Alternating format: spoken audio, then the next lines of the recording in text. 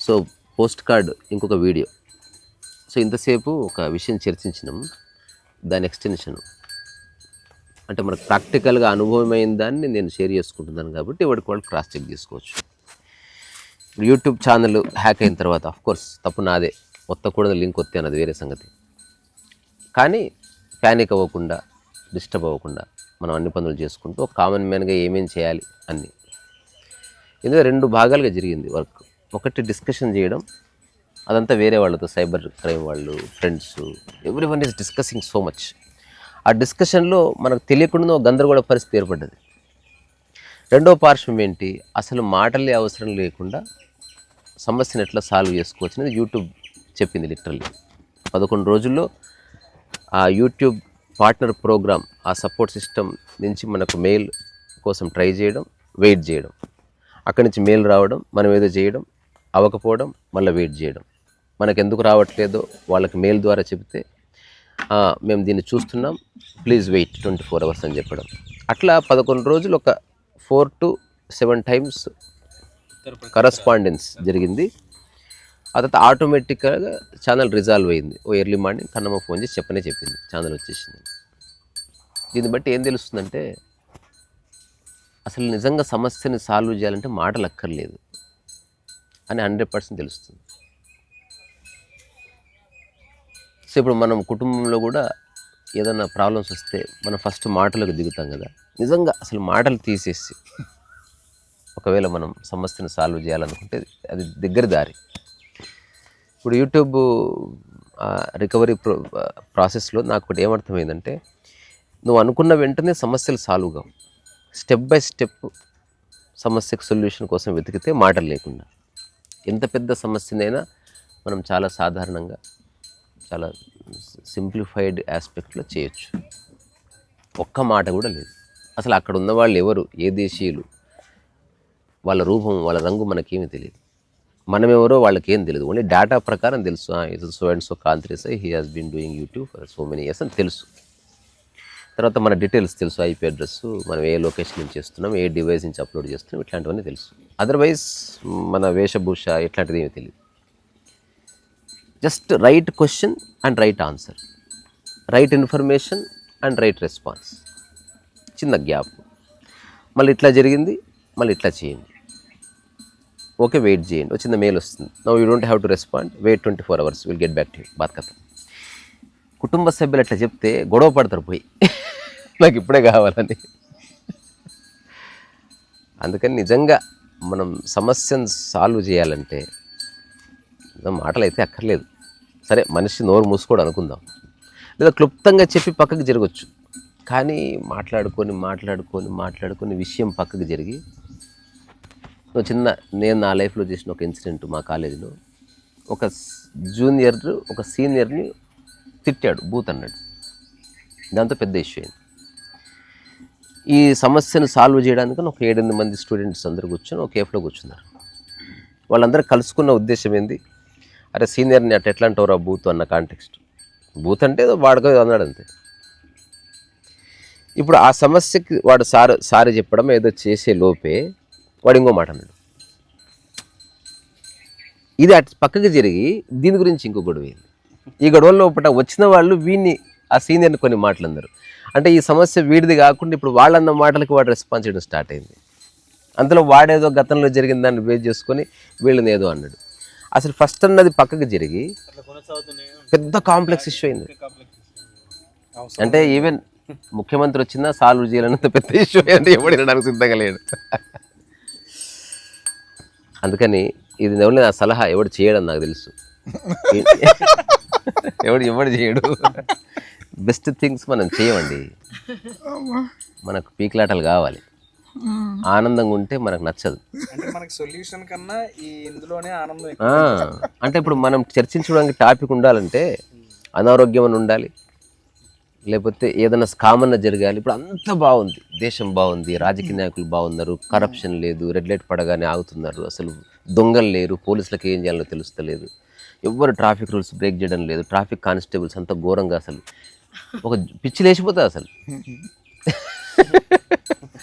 వ్యవస్థ బాగలేదు కాబట్టి చాలా మంది యాక్టివిస్టులు బయలుదేరి రచన. ఇప్పుడు గోరెటి వెంకన్న గద్దర్ సాహిత్యం బయటకు వచ్చిందంటే తెలంగాణ రాకపోవడమే. ఇప్పుడు తెలంగాణ వచ్చింది, ఒక్క పాట వస్తలేదు బయటికి.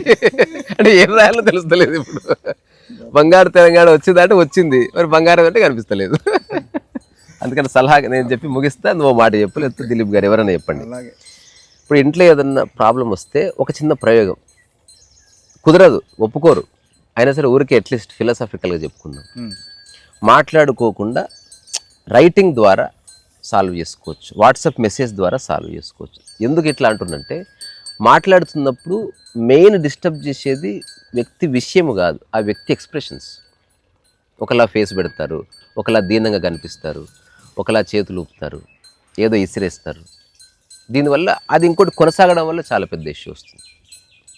అందుకని నిజంగా చర్చ సాల్వ్ కావాలనుకుంటే ఈయనకి ఈపులు కూర్చొని అందరూ మనం అంతా అటు తిరుగుతా, దిలీప్ గారు అటు తిరుగుతారు, మాట్లాడుకోవాలి.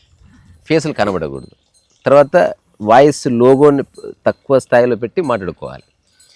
కానీ ఇవన్నీ చేస్తే అసలు గొడవకి మెయిన్ ప్రధాన కారణాలు ఇవన్నీ కాదు. అసలు ఇట్లా లేకపోతే గొడవ చక్కగా కూర్చొని లవర్స్ మాట్లాడుకుంటే ఏం చేస్తున్నావు అంటే నేను అది ఇట్లే ఉంటుంది. గొడవ అంటే అట్లా కాదు, అగ్రెషన్ రావాలి, బూతులు అనాలి, నోరు జారాలి, పళ్ళు కొరకాలి, ఏదేదో చేయాలి, పక్కవాడిని రెచ్చగొట్టడం మన మెయిన్ లక్ష్యం.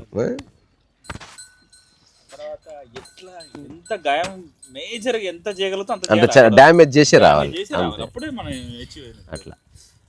అక్కడ మీరు అన్న పాయింట్ ఇంకొకటి, టైం ఇవ్వాలి కూడా దానికి. అందుకే నూడిల్స్ అయినట్టు సాల్వ్ అయిపోయి యూట్యూబ్ 11 రోజుల్లో మేము కరస్పాండ్ అయిన టైం మొత్తం క్యాల్కులేట్ చేస్తే 20 minutes కూడా లేదు.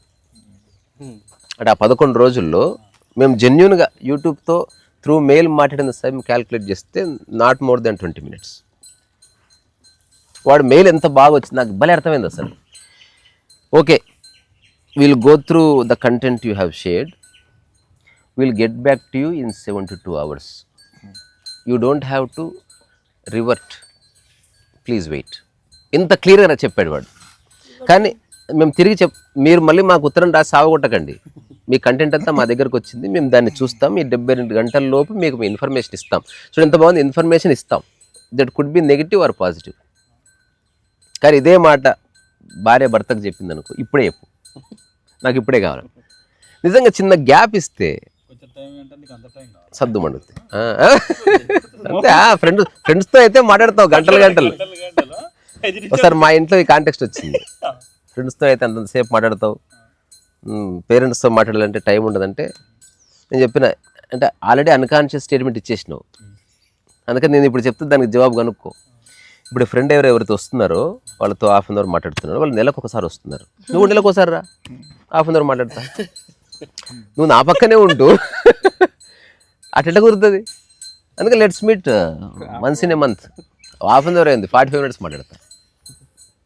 అట్లయితే వద్దులే, అందుకని నోరు మూసుకొని.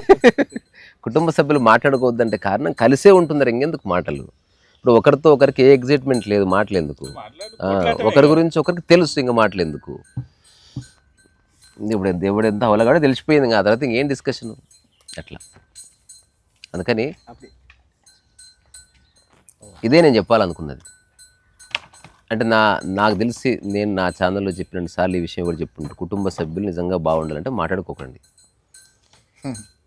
కానీ అది నెగిటివ్గానే తీసుకుంటున్నారు చాలామంది. ఈవెన్ నేను నాకు తెలిసిన వాళ్ళకి చెప్పినా అటెట్లు ఉంటుంది మాట్లాడుకోకుండా, మినిమం మాట్లాడుకోండి అని చెప్పినంతే. మాట్లాడుకోవద్దంటే అర్థవంతంగా కుటుంబ యొక్క సంబంధాలు దెబ్బతినకుండా నీ ప్రయత్నము కలపడమా విడదీయడమా అన్నది నువ్వు ఫస్ట్ అంతరంగంగా డిక్లేర్ చేసుకో. ఇప్పుడు నేను చెప్తున్నా, నా ప్రయత్నం ఎప్పుడూ కల్పించడమే. ఒకరిని వెళ్ళిపో అన్నా అది కలపడం కోసమే, వాడు కలిసి ఉండన్నా వాడు విడగొట్టడం కోసమే. అది లోపల తెలుస్తుంది మనకి. అట్లా ఇంకోటి నేను చూసింది ఏంటి అంటే, జనరల్గా జరిగే దాంట్లో ఇప్పుడు ఒక సిచ్యువేషన్ వచ్చింది, మన ఇద్దరం ఏదో ఒక ఆర్గ్యుమెంట్ వచ్చింది, జనరల్గా మనం చూసేది ఏంటి అంటే ఏదో మీరు విన్ అవడానికి ట్రై చేస్తారు, ట్రై చేస్తాం, కానీ ఆ సిచ్యువేషన్ యాక్చువల్ చేయాల్సింది ఆ సిచ్యువేషన్ విన్ అవ్వాలి.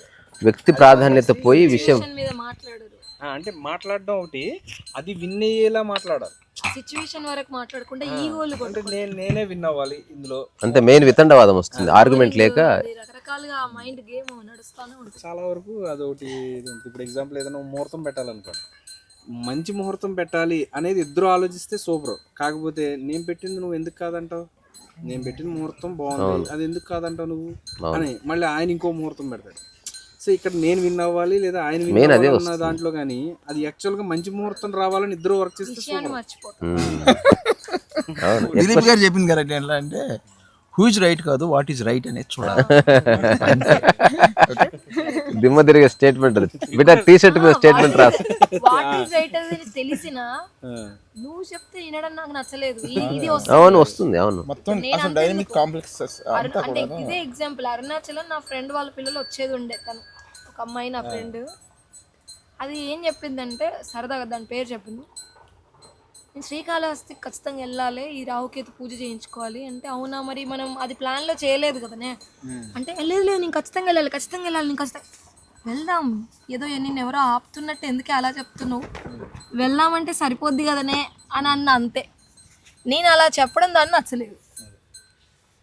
సరే అవునా అని ఓకే సరే నేను వెళ్దామని కూడా అనొచ్చు కదా. ఇందులో ఏముంది, దానికి ఇక్కడికి వచ్చే ప్లాన్ అంతా క్యాన్సిల్ చేసుకొని టికెట్లు చేసినవి కాస్త క్యాన్సిల్ చేసుకొని నువ్వు అలా చెప్పడం నాకు నచ్చలేదు అనేది. ఇంకేం మాట్లాడుతావు? అలా కాకుండా ఇలా చెప్పొచ్చు కదనే, నేను ఎవరు ఆపారు వెళ్దాం శ్రీకాళహస్తికనే అన్నా నేను.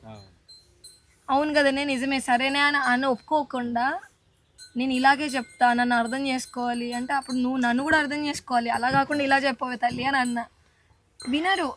అది నిజమైన మీరు అన్నారు కదనే వాట్ ఈజ్ రైట్ అని తెలిసినా నువ్వు నాకు చెప్పడం, నీతో నేను చెప్పించుకోవడం నాకు నచ్చలేదు అనేది వస్తుంది. అది ఎందుకంటే ఎగ్జాక్ట్లీ అది అసలు ఏ మనిషికి కూడాను పాయింట్అవుట్ చేసుకోబడ్డం ఇష్టపడడు. పాయింట్అవుట్ చేయడం, నేను చెడే చేసా సపోజ్ ఏమండి కొద్దిగా అలా చేయండి అంటే ఎక్కడో తెలియకుండా, అంటే మన మైండ్ అండ్ బాడీ, మన మైండ్ అండ్ పర్సనాలిటీ ఎలా తయారైందంటే ఇట్ ఈస్ సో వల్నరబుల్. ఎక్కడ టచ్ చేసినా భూమ్ అంటుంది. ఎక్కడ అంటే గాయపడినటువంటి ఒక సైకిక్ స్ట్రక్చర్లో ఉన్నాం మన అందరం కూడా. ఎవరు ఎక్కడ టచ్ చేసినా అరుస్తున్నాం మనం. సో అందువల్లనే మీరు అన్నారు చూసారు ఇందాక, గొడవలన్నిటికీ కారణం అదే. ఇది చాలా కాంప్లెక్స్ డైనమిక్స్ అయిపోయింది ఈ పర్సనాలిటీ ఇష్యూస్ అన్నీ కూడా. ఈయన చెప్పినట్టుగా చూస్తే ప్రిసైజ్గా ఎకానమీ ఆఫ్ వర్డ్స్తో చాలా సింపుల్గా ఏ సమస్య అయినా కానీ ఫ్యామిలీలో ఉన్న సమస్య దగ్గర నుంచి కాశ్మీర్ పాలస్తీనా సమస్య దాకా ఈజీగా పరిష్కరించవచ్చు.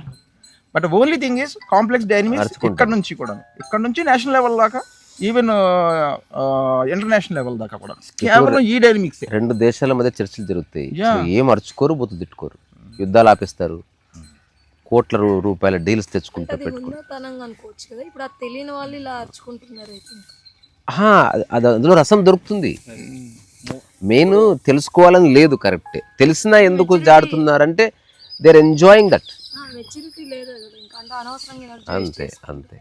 ఇప్పుడు ఒకటే ప్రశ్న, చాలా మంది ముందు ఇలాంటి సందర్భాల్లోనే రీసెంట్ పాయింట్అవుట్ చేసి డైరెక్ట్ గానే అడుగుతాను, కానీ అతను విషయం మాట్లాడతాడు తప్ప ఇంతమంది ముందు నన్ను ఎట్లా అడుగుతావు ఇలాంటిది రాదు. సేమ్ నన్ను కూడా అలా ఎవరైనా అడిగినా కూడా అవునా మీకు అలా అనిపించిందా, ఓకే నేను అలా చేయను అని ఒప్పుకుంటాను. కానీ ఇది మనం అలా ఒప్పుకోవడానికి రెడీగా ఉన్నామని ఎదుటోళ్ళకి తెలియదు కదా.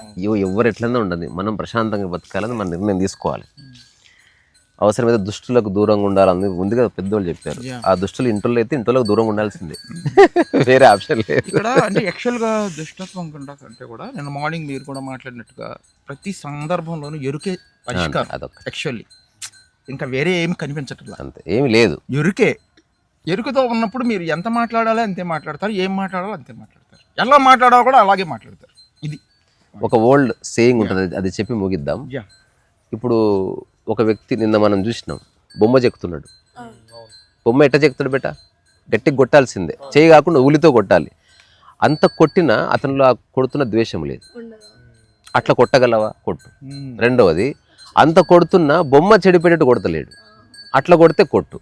లేకపోతే నువ్వు రిఫార్మిస్ట్ కాదు, నువ్వు డిస్ట్రక్షన్ వైపే వెళ్తున్నావు. ఇప్పుడు నువ్వు ఒక పిల్లవాడిని కొడుతున్నావు తీర్చిదిద్దడానికే, లేకపోతే నీ అక్కసు వెళ్ళకపోవడానికే?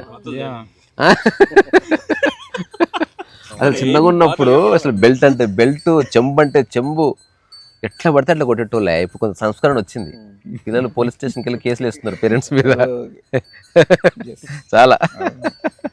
ఇప్పుడు ఈ ఒక బెస్ట్ ఎగ్జాంపుల్ ఏంటంటే ఇప్పుడు ఇన్ని టీవీ ఛానల్ డిబేట్ జరుగుతాయి, ఎవడు వినగాడు అక్కడ వీడు వరుచుకుంటాడు, వాడు వరుస వాడు చెప్తాడు, వీడు అవును, వరుస అందరూ సిద్ధ- వెళ్ళిపోతారు, అయిపోయింది. అరుస్తూనే మాట్లాడరు.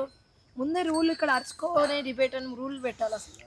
TV channel half an hour program ఎందుకు అంటే టీఆర్పీ కోసమే. ఇప్పుడు అంతెందుకు, ఇప్పుడు ప్రశాంతంగా ఉంటే ఎవ్వరు రారు. నువ్వు రోడ్డు మీకు ఉత్తగా ఇద్దరు కొట్లాడుకుందాం, ఇన్స్టాగ్రామ్ రీల్ పెడితే కూడా ఏమో చూస్తారు. అసలు జనాలకు ఇష్టం. ఇప్పుడు అర్నాబ్ గోస్వామికి తెలియదా ఎన్ని ఇంటర్వ్యూలు పెడితే ఎవడు వినగాడు తెలుసు. అసలు ఇంట్లో భార్యతో ఏమన్నా పిపి గోస్వామితో అట్లా అరుస్తాడా? అసలు వాళ్ళు మాట్లాడుకోపోవచ్చు నాకు తెలిసి. కానీ డిబేట్ అంటేనే డిబేట్ అంటే నువ్వు ఆర్గ్యూ చేయాలి. నువ్వు అన్నదాన్ని ఇప్పుడు నువ్వు అన్నదాన్ని నో చెప్పాలి. నేను మాట్లాడొద్దన్న ఎదుటి వ్యక్తి మాట్లాడుతున్నాడు అనుకో, అరవడం అనివార్యం అవుతుంది కదా. ఇప్పుడు నేను మాట్లాడొద్దు ఆగమంటే ఆగితే వాడేం గుడ్ డిబేటర్, వాడు ఆగొద్దు. అడిగిన దానికి వాడు చెప్పడు, డిఫ్లెక్షన్. ఇప్పుడు మొన్న మీరు వచ్చారంటే 1957లో అని వాడు చెప్తాడు. అసలు నేను అడిగిన దానికి చెప్పు, అదే చెప్తున్నా. కొంచెం వెయిట్ చేయండి, మీరు ఛానల్ మీద ఎక్స్ట్రా చేయొద్దు, నువ్వు పర్సనల్ వ్యాఖ్యలు చేయొద్దు. 1950 మళ్ళీ 1950 ఉందా, 57 తర్వాత చెప్పు. మొన్న జరిగింది కాదు, దానికి రూట్కి వెళ్ళాలి. చెప్పరు, 1.5 minute అయిపోయింది. అక్కడ నుండి తీసుకొచ్చి మొన్నటికి వస్తాడు అప్పుడు. మనం టీవీ డిబేట్స్ లో వాటిలో ఈ ఈగో ప్యాటర్న్స్ బాగా చూస్తాము. But at the same time ఇది కృష్ణమూర్తి గారు, డేవిడ్ బోమో, చాలా బాగుంటుంది. అది చాలా నిర్మాణాత్మకమైన చర్చలు జరుగుతాయి అక్కడ. అక్కడ ఈ జిడ్డు కృష్ణమూర్తి, అప్పుడా చాలా డేవిడ్ బామ్ అండ్ కృష్ణమూర్తి అరడజన మంది discussion కూర్చున్నా, చూస్తే 10 మంది కూర్చున్నా నేను చూసాను ఇవ్వలేదు, విజడమే ఉంది కదా. అంతే కదా. కదా. అక్కడ చర్చ వేరు, ఇది చర్చ అదే నిర్మాణాత్మకంగా, ఇక్కడంతా ఈగో ప్యాటర్న్స్ తో కూడినటువంటిది. ఇది నాలెడ్జ్ షేరింగ్, అదేంటంటే ఈగో క్లాషింగ్ అది. ఎవరి పాయింట్ వాళ్ళు ప్రూవ్ చేసుకోవడానికి ప్రూవ్ చేసుకోవాలి. ఇప్పుడు ఇందాక ఈయన అన్నట్టుగా నేను రైట్ అనేది ఒకసారి prove చేసుకోవాలి. గరికపాటి గారు చెప్పారు, 3 రకాలుగా చర్చలు జరుగుతాయి. నీకు కూడా చెప్పిన నేను, చర్చ, జల్పము, విత్తండం అని 3 రకాలుగా జరుగుతుంది. చర్చ అంటేనేమో మన ఇద్దరం మాట్లాడుతున్నాం, ఎవరిది వాళ్ళు మాట్లాడతారు. మాట్లాడుతూ ఎదుటి వ్యక్తి మంచి విషయం చెప్తే తీసుకోవడానికి సిద్ధంగా ఉంటాం, చర్చ. చర్చించుకుందాం అంటే అర్థం ఏది మంచి ఉంటే అది తీసుకుందాం పట్టు అంటే చర్చ. వితండం అంటే ఏంది, ఏదేమైనా సరే నీది రాంగ్ అని చెప్పాలి. జల్పం అంటే ఏంది, నాది రైట్ నీదో ఒప్పించాలి. అచ్చా, జల్లప్ప, విత్తండం. ఎవరు చాలా డిబేట్లలో సుధాకర్ త్రివేది గారే మాత్రం ఎవరు ఎలా చెప్పినా ఆయన అతను మాత్రం చెప్పేది చాలా బాగా- అందుకే మనం నేర్చుకోవాల్సింది అది. ఇక్కడ మనం అన్ని చేయవలసిందే. ఆయన చర్చలో చెప్పినట్టుగానే చెప్తాడు, అక్కడ ప్రసన్నంగా జలపం ఉంటాడు. అవుతుంది, అన్ని అవుతాయి. అసలు ఆయన అంత అద్భుతంగా చెప్తాడు. చాలా గౌరవంగా ఎదుటి వ్యక్తిని ఆపుతాడు. అవును, అట్లా ఏదైనా మనం లెట్ us ప్రాక్టీస్ దిస్. ఇప్పుడు మనం కూడా తెలుసో తెలియక ఒక్కోసారి కోపంలో ఏమన్నా అనొచ్చు, కానీ మన లోపల ఏమన్నా కసి, ద్వేషం, పగ, ప్రతీకారం ఉందా అన్నది చెక్ చేసుకోవాలి. నువ్వేమో స్వీట్ వర్డ్స్ మాట్లాడి లోపల అంత దారుణమైన విషయం పెట్టుకున్నావు అనుకో, అది దట్స్ నాట్ గుడ్. అది తెలిసిపోతుంది ఎదుటి వ్యక్తికి. ఈ తరంగాలు చాలా పవర్ఫుల్. మనిషి ఒక తరంగమే, అందులో ఏ సందేహం లేదు. ఒక్క పాయింట్ ఉంది ఇంకోటి, ఏదైనా సమస్య వచ్చినప్పుడు ప్రతి ఒక్కడు కూడా సొల్యూషన్ కంటే కూడా వీడు ఒక వర్షన్ చెప్తాడు, వీడి ముందు ఒక 4 అయిపోతారు, వాడు ఒక వర్షన్ చెప్తే వాళ్ళకి 4 అవుతారు. 2 బ్యాచ్లు కూర్చుంటాయి అక్కడ. 2 వర్షన్లు 2 వర్షన్లు 2 బ్యాచ్లు అయిపోయినాయి కదా. ఇప్పుడు వీళ్ళకి సొల్యూషన్ అవసరం లేదు, అసలు సొల్యూషనే వద్దు. ప్రాబ్లం ఇంకెంత పెద్ద మాక్సిమం అవుతారు అన్నమాట. అటు నుంచి ఇటు నుంచి తేలదు అనమాట. ఎవరికి సొల్యూషన్ అవసరం నేను లేదు, ఎక్కడో చదివాను, ప్రాబ్లం పెద్ద చేయడమే కావాలి. ఎక్కడో చదివాను, మొనాలిసా అనేది greatest painting in the world అని ఒక డిబేట్ స్టార్ట్ అయింది. కాదని ఇంకో డిబేట్ స్టార్ట్ అయింది. ఇప్పుడు greatest painting in the world అనేది ఒక గ్రూప్ ఉందంట వరల్డ్ వైడ్. కాదని చెప్పడానికి గ్రూప్ ఉంది. వీళ్ళు రీసెర్చ్ చేస్తున్నారు, వాళ్ళు రీసెర్చ్ చేస్తున్నారు. ఎందుకు ఇది గొప్ప అంటే ఆ స్మైల్, బోడీ స్మైల్ అట్లా ఏం లేదు, అటుకంటే తాత స్మైల్స్ వేరే పెయింటింగ్స్ వాళ్ళు. ఇదంతా ఒక డిబేట్ ఒక సభలో జరుగుతుంటే ఒక వ్యక్తి అడిగాడు లేచి, ఈ విషయం డావిన్సీకి తెలుసా అని అడిగాడు. అదే ఆ పెయింటింగ్ వేసిన ఆయన. అంటే వేసిన వ్యక్తికి సంబంధం లేదు, చర్చ మీకు ఎందుకు? ఇదంతా డావిన్సీగా దాన్ని మొనాలిసాని అడ్డం పెట్టుకొని మీరు ఫేమస్ అవుతున్నారు. అవును, ఇది పాయింటే. సమస్యను సాల్వ్ చేస్తే ఆ సమస్య ఆ లీడరే ఉన్నాడు, వాడు దాన్ని సావనీయకుండా బతికే ఉంచాలి.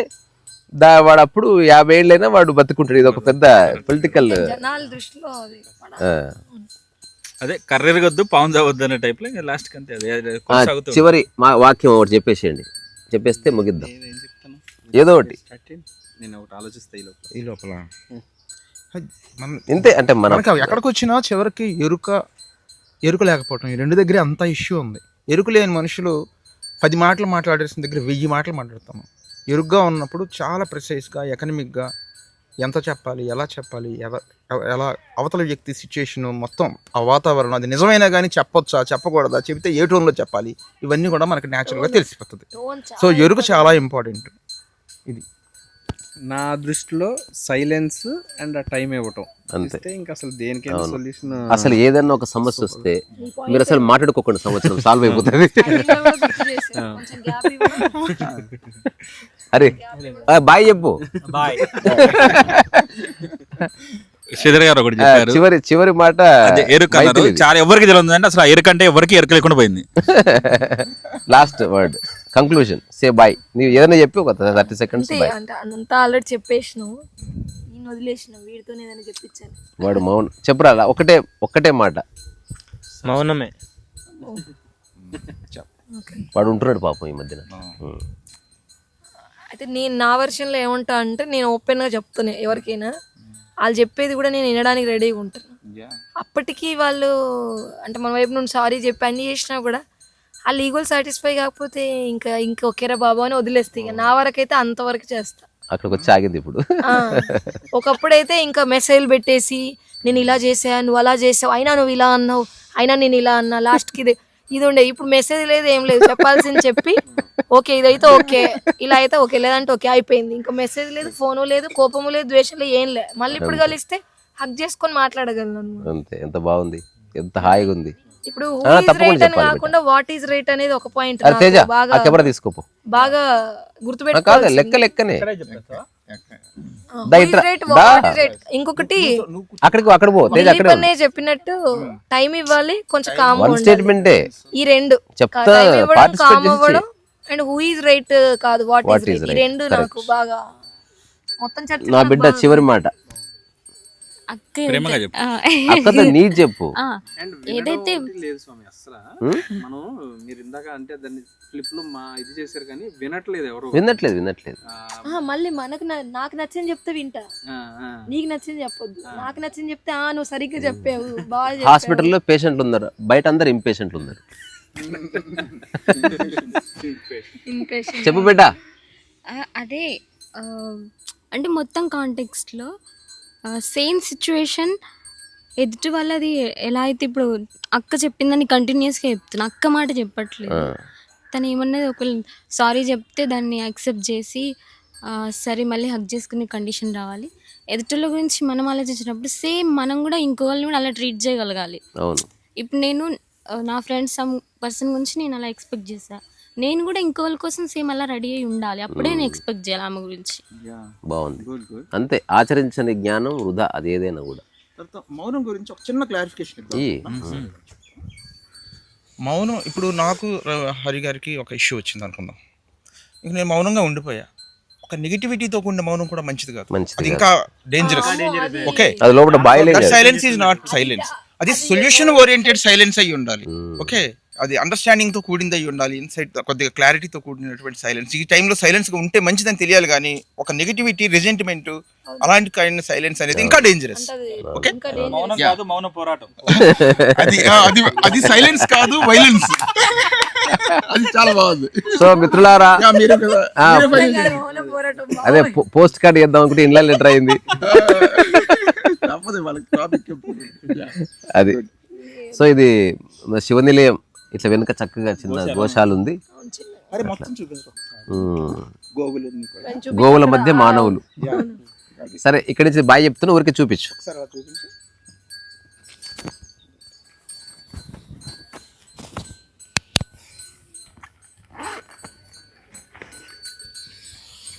ఏదేమన్నా ఒక ఇలాంటి పర్సన్ మన మధ్యలో ఉన్నప్పుడు అప్పుడు మన మైండ్ ఈజీ తేలిగ్గా ఉంటుంది.